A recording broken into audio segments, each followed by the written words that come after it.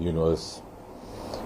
Technically speaking, as far as the Artemis Accord is concerned, many of you would have already been able to learn that it was there, it was in place for quite some time.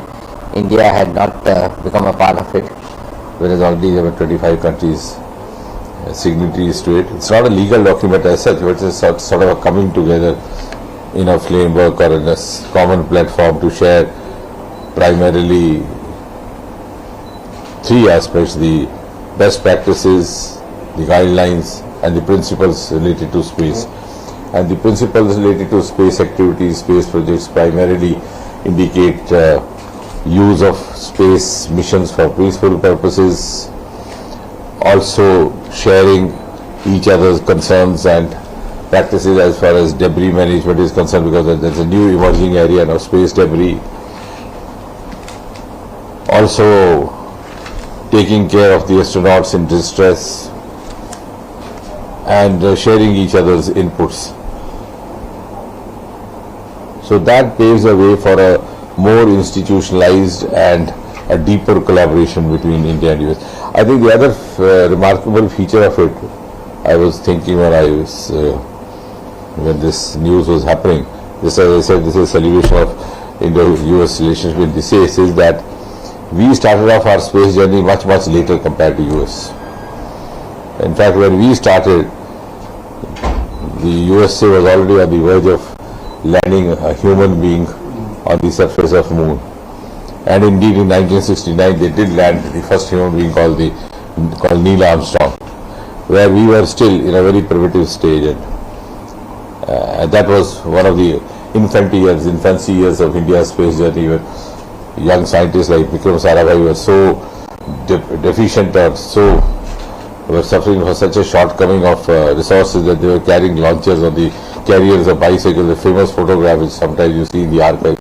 So from there it's been a quantum jump, and the quantum jump is evident, I think, most remarkably from the fact that today India is an equal partner in our space activities. At a time when USA was looked up as one of the pioneers in space, and NASA the most premier agency in space across the world, it was anybody's dream to either be a part of NASA activity or at least have a visit there and learn what is happening.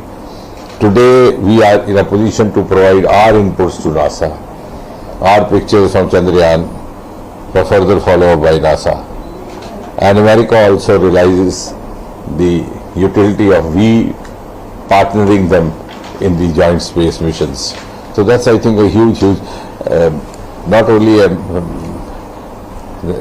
reflection of India's space journey having taken off in a big way in the last 9 years under Prime Minister Modi, but also has given a tremendous amount of esteem and self-esteem to every Indian to be in a position where we can actually provide some cues for the US.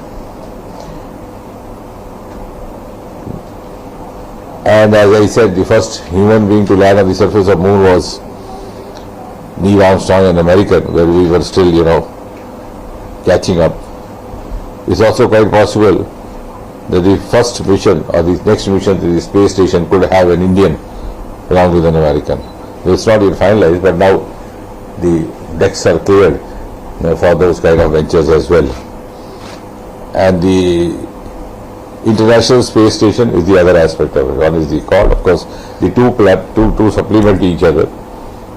The International Space Station is about, I believe, about 300 kilometers or so from Earth, a little slightly more. In the terms of miles, it's about 250 miles, because usually Americans measure in the terms of miles. So from there they hope to, further explore Moon and be closer to their exploration of Moon activities. And there India and America could be jointly carrying forward the next missions. And at the end of the day, what has been envisaged by the American space experts, space scientists, is returning to the Moon or landing humans on the Moon. And they have also laid down a target for themselves of the year 2025, which of course we'll have to watch and see. But they have a very, what I'm trying to say is a very ambitious program they have about carrying humans to the moon, and also carrying the next mission with a non-white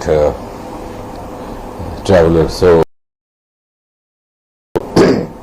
no longer is India now operating from a position of weakness or a position of being lesser equipped. We are now collaborating as equal partners. We are offering them as much as they have to offer us. So I think that's a big.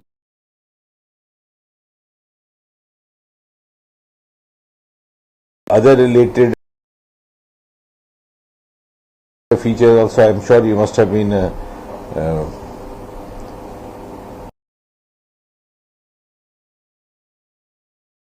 briefed about it, the defense part and other people. But if you just want me to sum up, of course, that's again a very delightful means that we will now have American ships getting service repairs and repair works done in the Indian shipyards. So we learned shipping from them when in the earlier times, and even the British Empire. Then we will also have the predator drones is another big breakthrough, because they are useful particularly for surveillance purposes, for intelligence purposes, and for a territory, for a region afflicted by foreign sponsor terrorism. There is a particular value of that.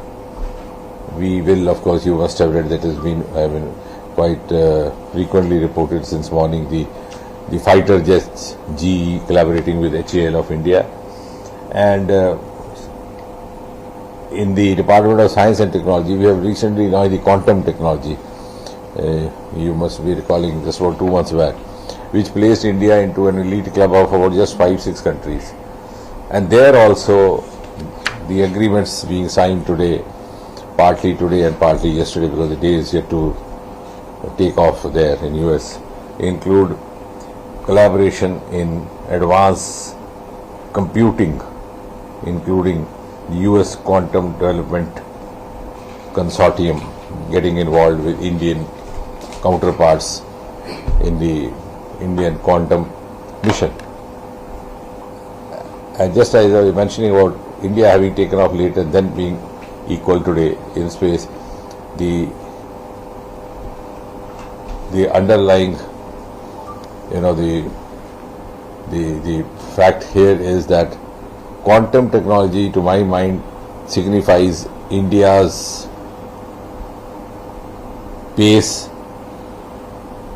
at an equivalent level to any other country of the world, because till a decade or so back we would adopt a technology after it was already applied outside. In other countries, in some of the Western countries, it was adopted, applied, tried, became popular, and then we thought of adopting it. And at the time when Honorable Prime Minister is on a successful visit to US, I think the best example is that of the television.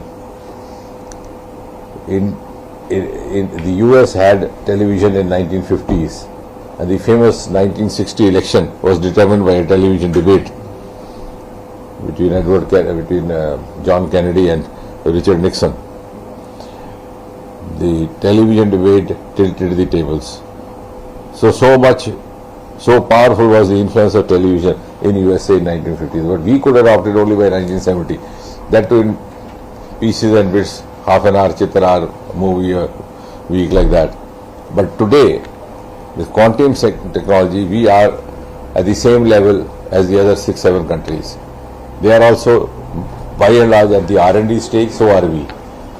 They are yet to go into full-fledged application. So by that time they go, we also go. So that is also, I think, another healthy feature now, which has been signified very abundantly from this visit. Technologically, we were never keeping equal pace.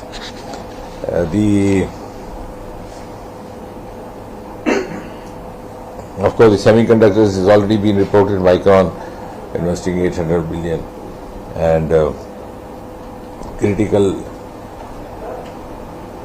health-wise, the US National Cancer Institute collaborating with India, because our healthcare capacities are now being recognized as equal to the best anywhere, and with the advantage of being cost effective. So we are in fact attracting many of the patients from Southeast Asia now. So we are now become a country which has discovered the virtues of health economy and also space economy. As I was saying, we are picking up cues from US. Today we have earned as much as about $174 million from the launching of American satellites, as was the calculation, I think, till about March 2020. And even though this launching was happening in the earlier years also, but almost 90% of this earning has happened in the last 9 years, almost more than $150 million. So I think it's a huge. We live in, and the measure of friendship, equal relationship between the countries also has to follow certain parameters, and in an age of technology, the best parameters which indicate that we have actually, and interestingly, just day before yesterday, my space experts and commentators like here made a very beautiful comment. He said India is a sleeping giant, which is a huge compliment. So and in fact, I think the sleeping giant has woken up the moment Prime Minister Modi landed on the American soil.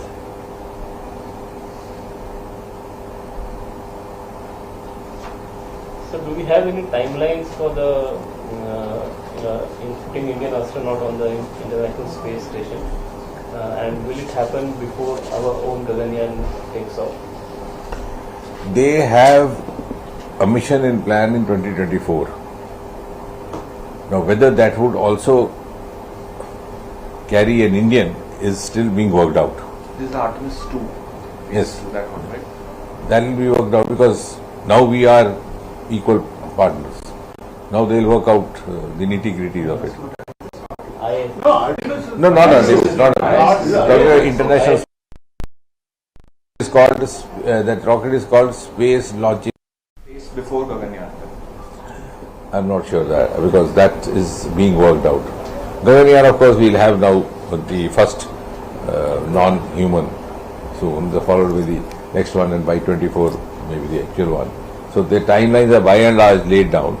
And similarly Chandrayaan. Now Chandrayaan also is an indication, has to an extent the American collaboration in it. And the Chandrayaan, the next Chandrayaan is expected scheduled to be in July.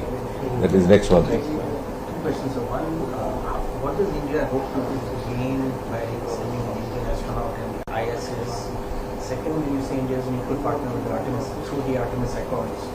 Will there be any financial or technical commitments from India in terms of human resources? So what will India bring on to? No, taking the second part first, the contribution respectively from the two sides.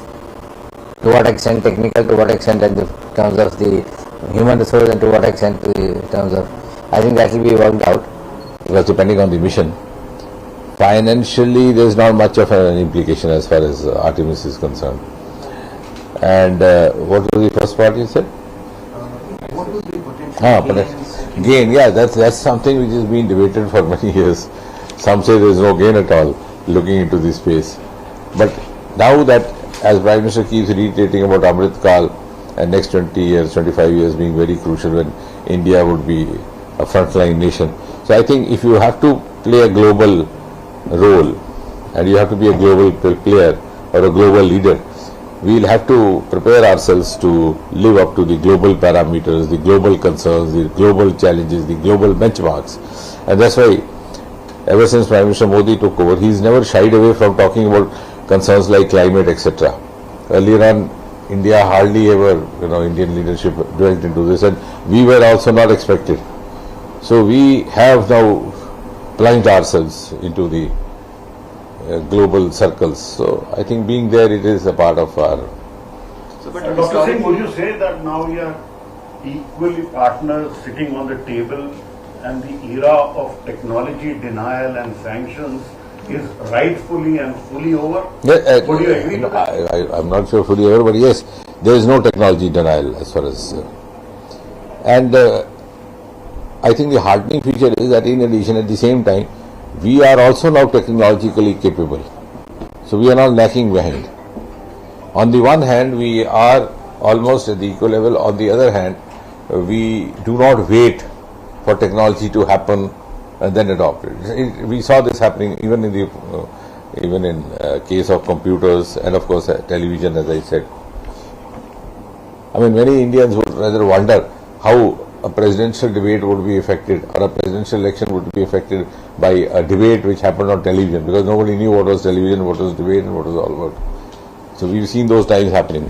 So are you suggesting that India should have a television? No, I'm not talking. And there's no You political talked about it interest. twice. I'm talking only of television, I'm not talking about election. Sir, I wanted to understand. What I'm trying to say is that, the newspaper across the world were galore, because Kennedy was a phenomenon that time. So they said that a TV debate has tilted the entire thing, because Nixon was a veteran.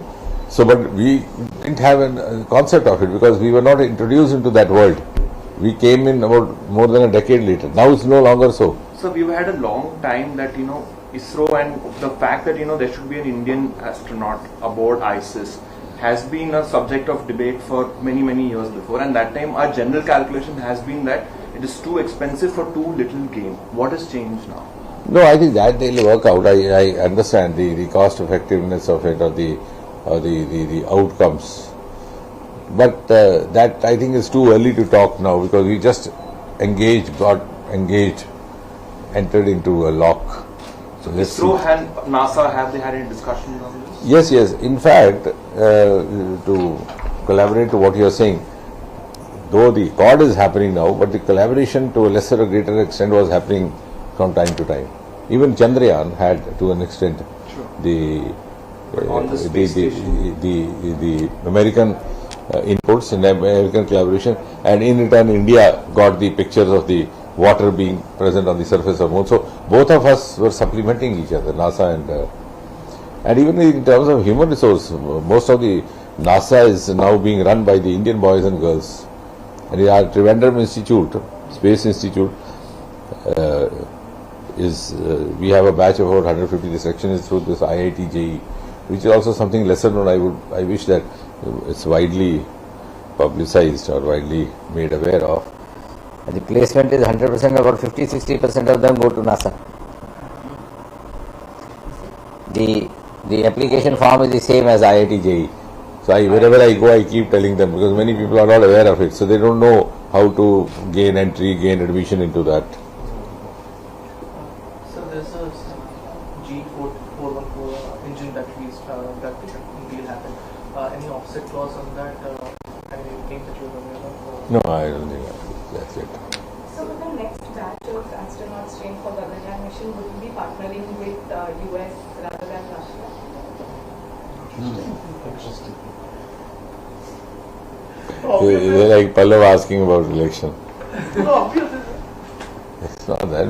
We have a relationship in place with Russia and also in place with US. So, but this the astronaut is going to be Indian. Gaganyaan astronaut is going to be Indian.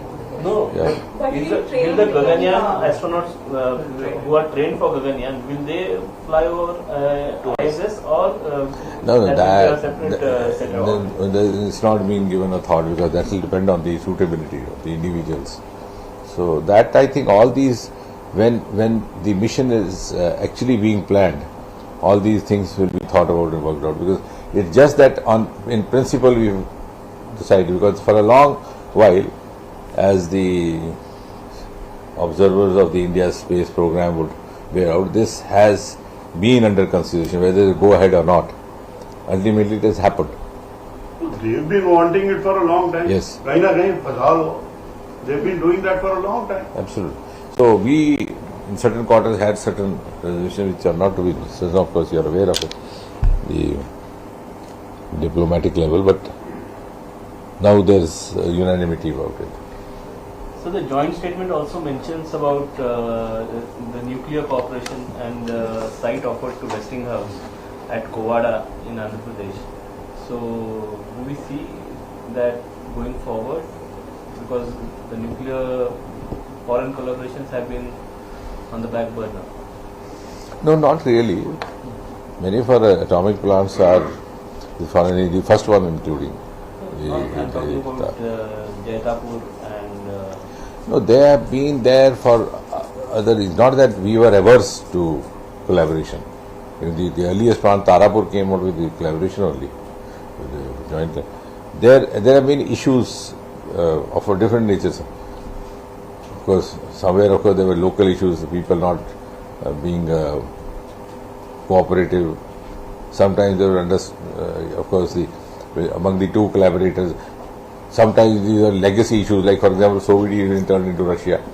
So all those agreements that have been signed together, had to be redone, and the terms and conditions again to be, of course, we being India as it is, we would have liked them to be in the same, but on the other side, the entire mechanism had changed. So these are happened for circumstantial reasons, not that we are averse to this. It's never been like that. Sir, so can you tell us in explicit terms that Gaganyaan will continue as it is, even if we have one astronaut going on an American rocket to the International Space Station as an American co-passenger or passenger? Gaganyaan will get No, the see, full support? the first point is that Gaganyaan is a separate mission altogether, so we don't have to mix the two. Second is that your question is based on the assumption that the astronaut who's to go to space has to be essentially from those who's been trained for Gaganyaan. So that may not be so.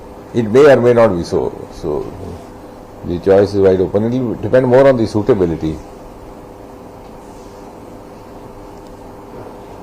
So at these accords, one aspect of these accords was private companies exploiting the natural resources on the moon.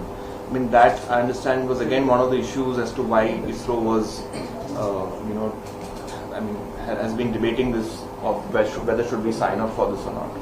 So now, does this mean that whenever any natural exploitation of the moon's natural resources is done, India and the US will be kind of partners? Yeah, absolutely. Actually, the understanding is on the same lines among all these countries, that we would avoid the harmful interference from any side. So that's an understanding. If you are not part of the accord, then it may be difficult to check each other. But those who are party to it, we are establishing a common vision based on common principles, common guidelines, and common practices which you can learn from each other. So broadly, it's guidelines, principles, and practices. So what you are referring to is essentially related to the guidelines. So these guidelines will be followed. If there is an interference even from the private sector in one of the countries, it will be expected that they take a due cognizance of it. Sir, we have some arrangements ready for print, electronic ones, we would like to have some binds. चलो ठीक है. The print media can join us for the refreshment. So Pallav can also. Pallav sir can also join. रात हो गए तो चले जाएंगे. He begins the whole program. I have one more question. China and Russia, they have their own grouping towards, and they are not really part of the accord. Given our long relationship with Russia, do you see this as having geopolitical implications? No, I will not get into that because I am not in the habit of talking out of turn. That's the MEA is concerned. But all this decision has been taken with the due considerations from the MEA as well. So all those aspects which you are hinting at have been done away with those who are concerned with it, which of course is not strictly my domain, but that's been, and so it's rather a whole of government decision now. Are we not a sovereign country? We can deal with both. We are big. You are a sovereign individual, so you can say anything. Sir, if I have the permission, sir. Where I get this? No, sir. I just wanted to inform you. Actually, tomorrow also minister is having a function. So.